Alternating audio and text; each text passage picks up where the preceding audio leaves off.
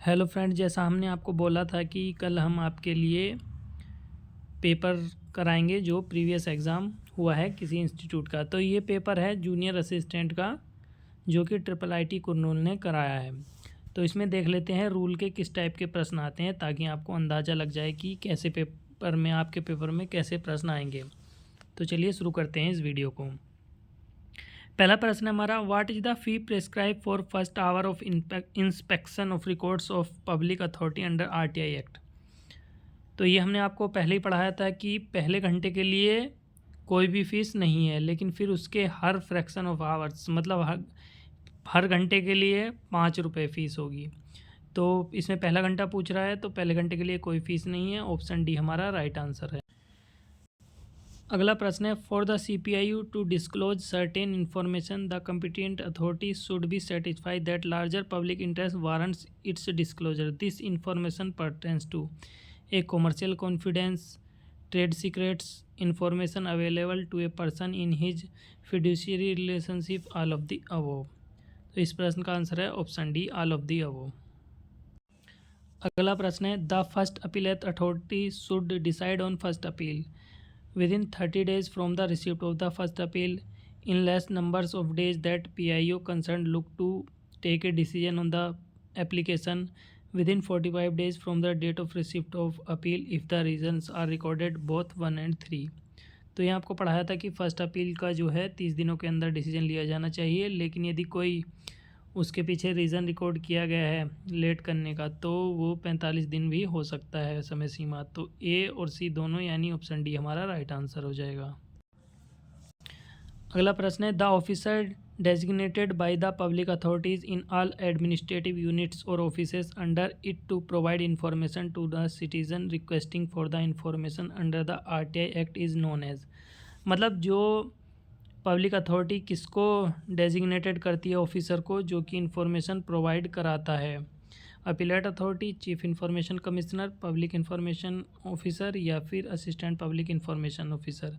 तो APIO तो क्या करता है, वो एप्लीकेशन रिसीव करेगा और जो है कंसर्न PIO को भेज देता है रिप्लाई देने के लिए। तो इन्फॉर्मेशन प्रोवाइड कराने के लिए PIO की नियुक्ति की गई है। राइट आंसर हमारा ऑप्शन सी है। अगला प्रश्न है, how many spell of CCL can be granted to a single male government servant. Male government servant is not eligible for CCL। 4 spell, 6 spell in a calendar year, 3 spells in a calendar year. CCL जो है वो single male parent को भी दी जाती है और same condition apply होती हैं जो कि फ़ीमेल पर हैं। तो 3 spells in a calendar year female को भी दी जाती है और मेल जो कि सिंगल मेल हैं। तो राइट आंसर हमारा इसका ऑप्शन डी हो जाएगा। अगला प्रश्न है, an applicant ask information to the CPI of IIIT asking for providing the copies of caste certificate of few employees, please suggest the correct decision of denial of the information under RTI act. तो ये जो है third person से related information है, तो इसको जो है डिनाई कर दिया जाएगा, क्योंकि सेक्शन 8 का 1J personal information of third person. तो इस रीज़न के कारण इसको रिजेक्ट कर दिया जाएगा। ऑप्शन बी हमारा राइट आंसर है। अगला प्रश्न है, after how many days in information seeker में file for second appeal if he is not provided with information not satisfy with the decision of first appellate authority.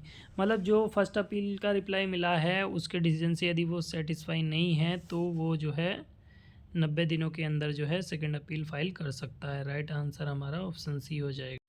ये प्रश्न भी अक्सर पूछ लिया जाता है, 2 बिट सिस्टम। ये भी हमने आपको GFR पढ़ाया नहीं है, लेकिन फिर भी देख लेते हैं। In 2 bit system of procurement which are the 2 bits. 2 bits क्या होती हैं, तो ये होती हैं, एक टेक्निकल बिड होती है और फाइनेंशियल बिड होती है।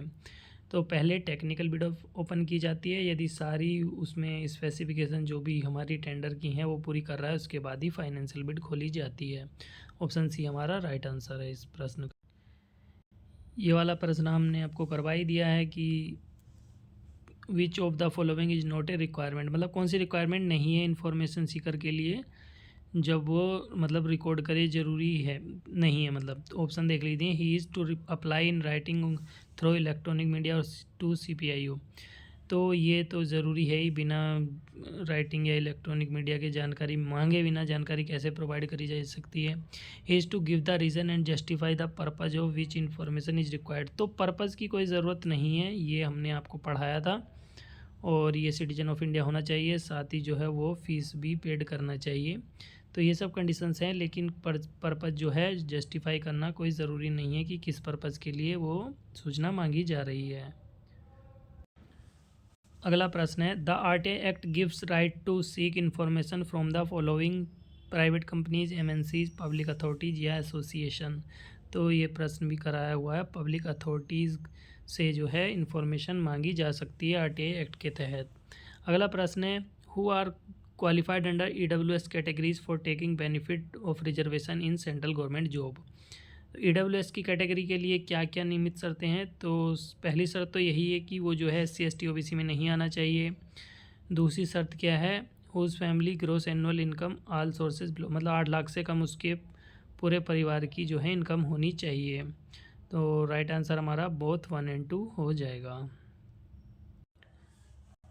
अगला प्रश्न है, which is not true about OBC reservation in central government.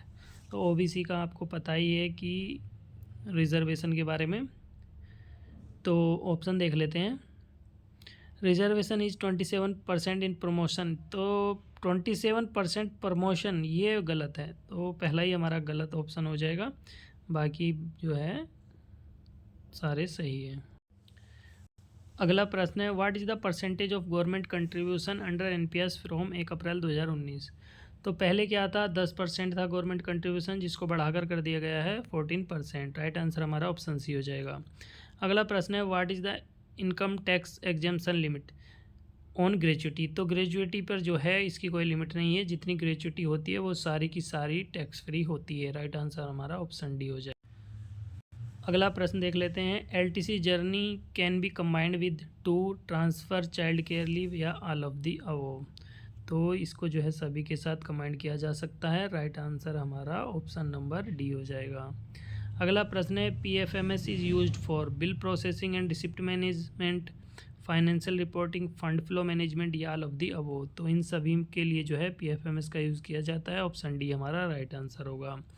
How will the transit period be treated in a case of transfer at on request. तो ऑन रिक्वेस्ट में जो है ट्रांसफ़र पीरियड में JT तो मिलती नहीं है, तो क्या होता है, may be sanction regular leave to cover the transit period. Option A हमारा एकदम राइट आंसर हो जाएगा।